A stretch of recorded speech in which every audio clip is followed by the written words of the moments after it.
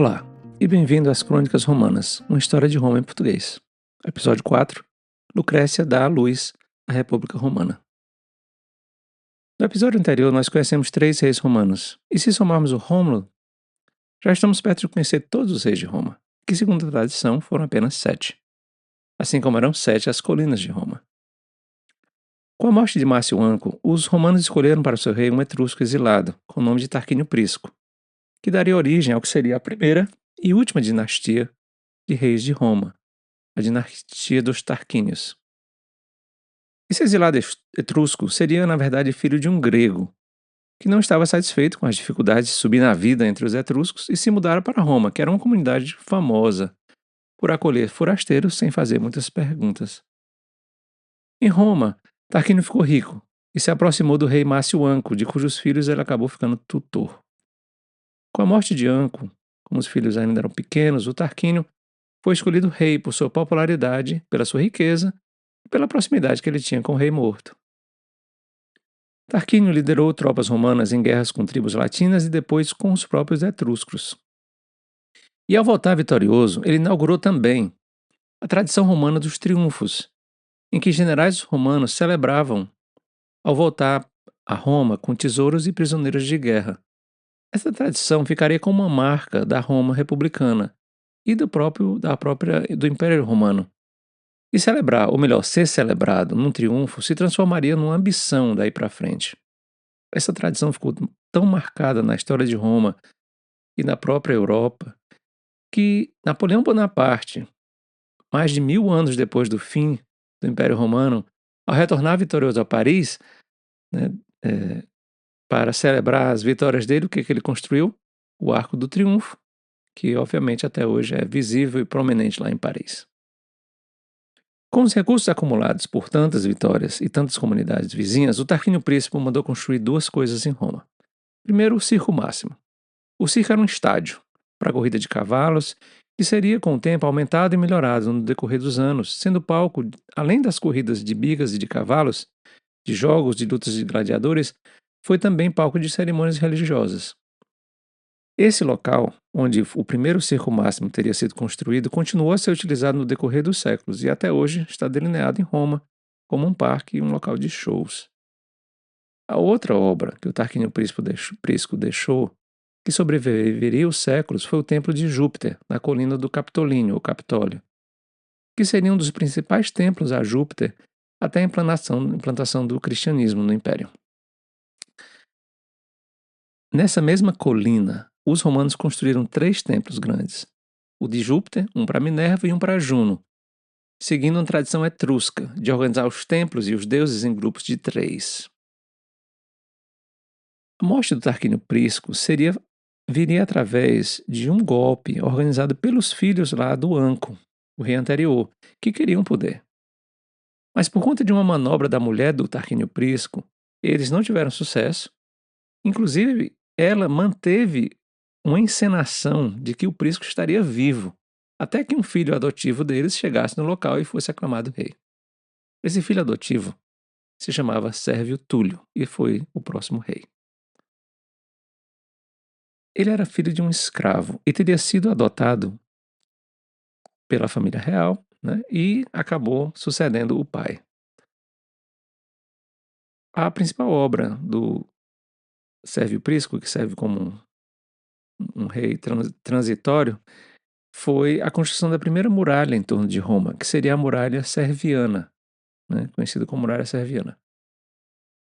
Acontece que esse Sérvio, por sua vez, foi assassinado pelo filho biológico do Tarquínio Prisco, que não aceitava um filho adotivo ser rei no lugar do seu pai. Esse jovem ambicioso acabou tomando o poder, executou o Sérvio Túlio, e assim começou uma série de coisas que vai levar ao fim do período monárquico. Esse soberano ficou conhecido como Tarquínio o Soberbo, ou o Orgulhoso, né? Um parêntese aqui, para a gente relembrar que até agora nenhum rei romano foi sucedido por um filho biológico. Rômulo morreu sem filho.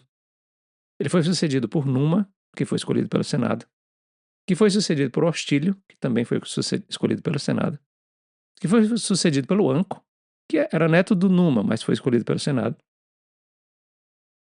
que agora foi sucedido pelo Tarquínio Prisco, que foi escolhido pelo Senado, que foi sucedido por um filho adotivo seu, o Sérvio Túlio. Veja que até no nome ele revela a sugestão de ser um escravo, né, que é o nome Sérvio.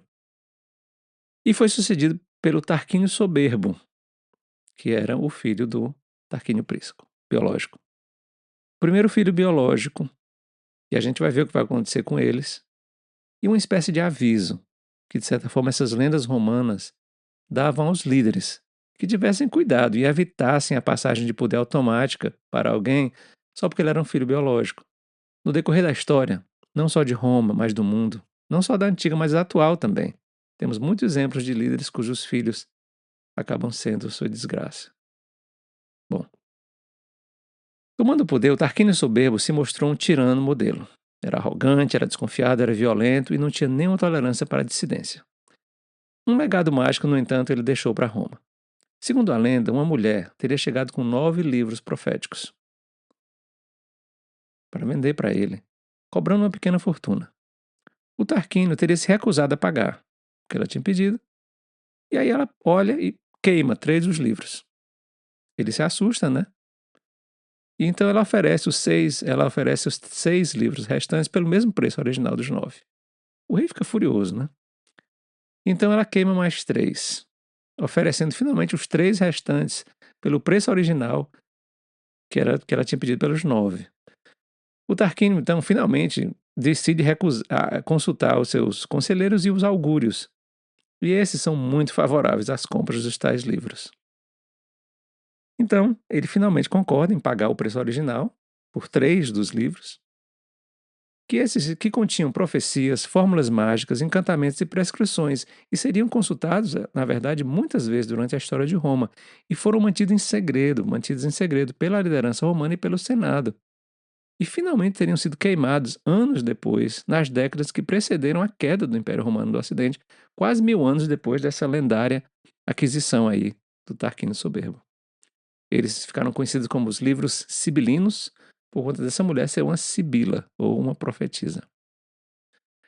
Toda essa mágica, no entanto, não seria suficiente para sustentar essa monarquia romana, e o Tito Livre conta o episódio que premonicia essa queda.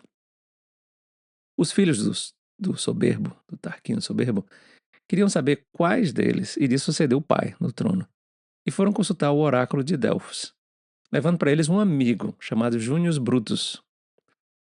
O oráculo teria dito o seguinte: o primeiro de vocês a beijar sua mãe será o líder de Roma. O grupo voltou a Roma rapidamente, pois cada irmão queria ser o primeiro a beijar a mãe.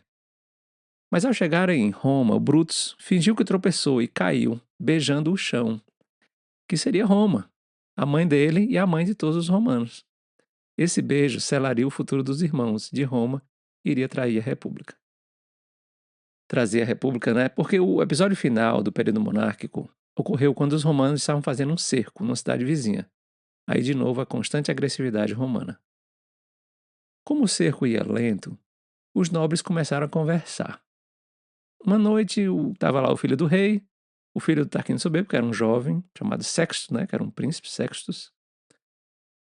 E um companheiro dele chamado Colatino.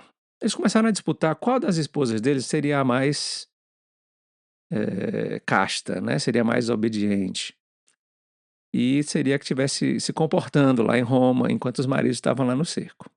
Cada marido ficou contando vantagens sobre as suas esposas, até que o próprio Colatino propôs o seguinte: vamos lá, vamos sair daqui, no meio da noite, e surpreender essas mulheres lá em Roma para ver, porque ele tinha certeza que a mulher dele era casta.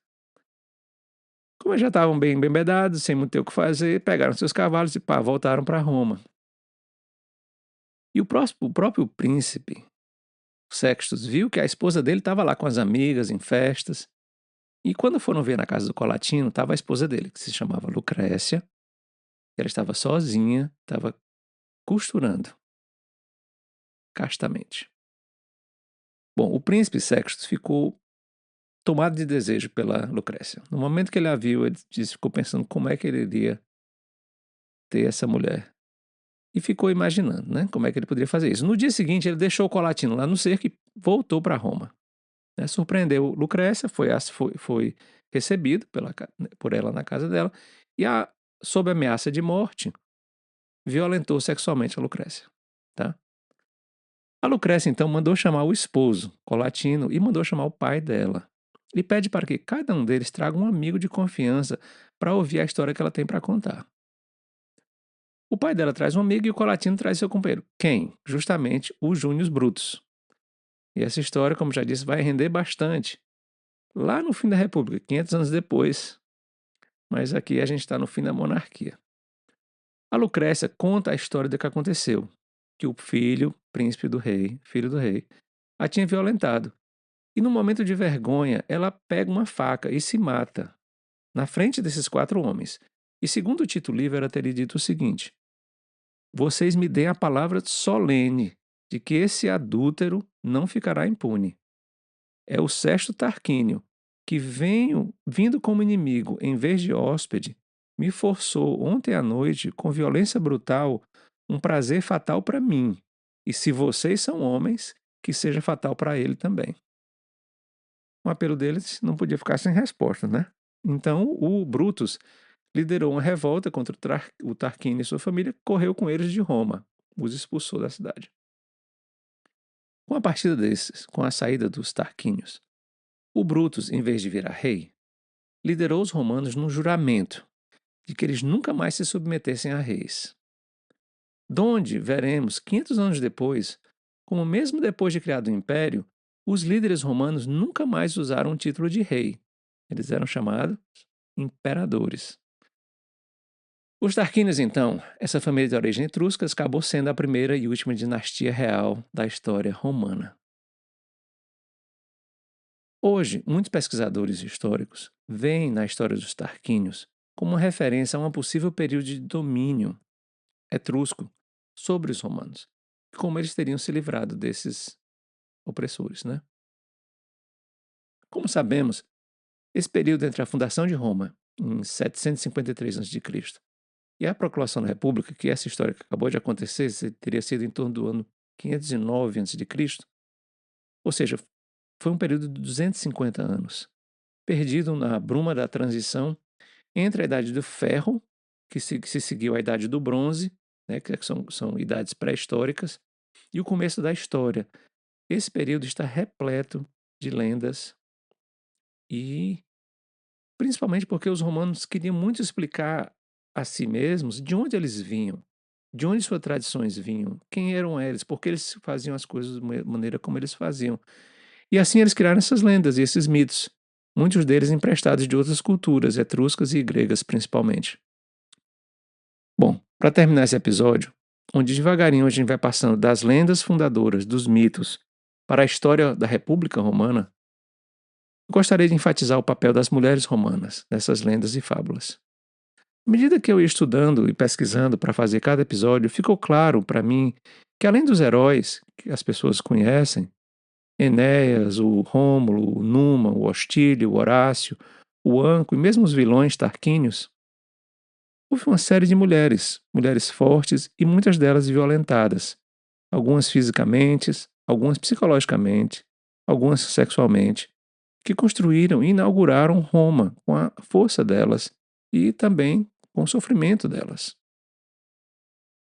Estou aqui pensando na rainha Dido, que foi abandonada pelo Enéas, na Lavínia, que passou de um noivo para outro para poder selar uma aliança, na Silvia Rea, separada dos seus filhos Rômulo e Remo, já no parto, nas Sabinas, sequestradas pelos romanos, na irmã do Horácio, morta pelo seu pai por chorar por um inimigo morto, e na Lucrécia, se suicidando depois de uma violência sexual e assim dando origem à República. Essas mulheres, as mães fundadoras de Roma, merecem a nossa homenagem, nosso respeito e nosso reconhecimento. Que elas nos iluminem agora no caminho que leva das lendas para a história. E que façamos um esforço para reconhecer o papel de cada uma delas em cada um dos momentos desses milênios da nossa história humana. Até o próximo episódio, onde veremos a República nos seus primeiros dias e nos seus primeiros desafios.